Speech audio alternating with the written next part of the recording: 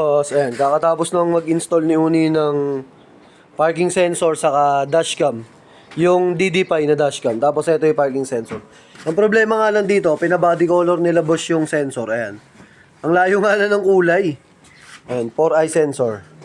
Ayan. Tapos DD5 na dashcam. So ayan, tapos na yun. Naikabit na ni Uni lahat. Plug and play. Gen 3 na Toyota Vios nga pala to. Yung nilagyan namin.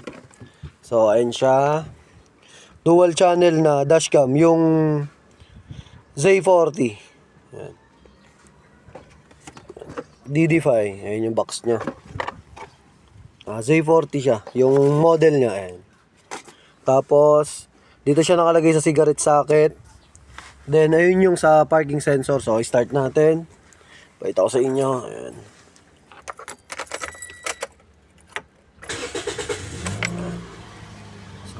DD5. Kaya lang di masyado makita dahil against the light eh. Ayun against the light kasi.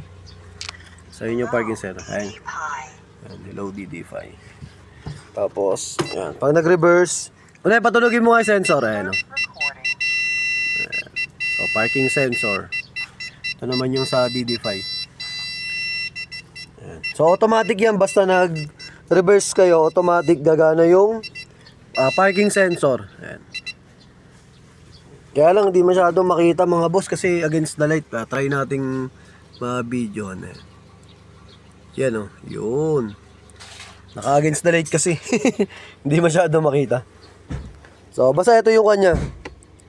Yung pinaka box niya. Tapos ayan. Yung mga kanya pinaka specs. Ayan. Ayan.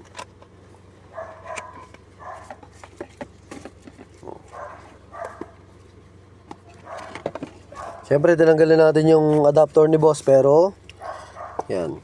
Yung sa, ano ba to? Car charger yata niya to. So, magagamit pa natin kasi dual naman to eh. Yung kasama nung sa DD5. Papakita ko sa inyo. Ayan. Dual naman yung charger niyan eh. So, magagamit nyo pa yung isa, extra. Ayan. Yan, all goods na mga boss. Ito kami ngayon sa bahay. Toyota Vios na Gen 4. Ay, Gen 4, Gen 3.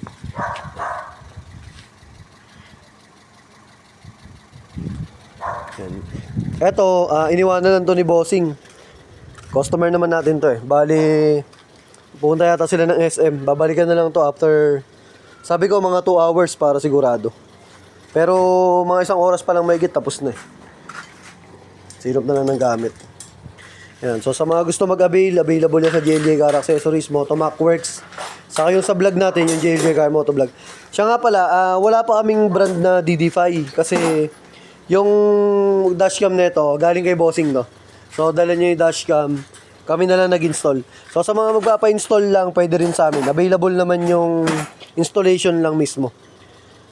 Pwede yun sa amin. Yung iba kasi ayaw nila pag installation lang. Sa amin tumatanggap kami kahit na galing sa iba yung unit.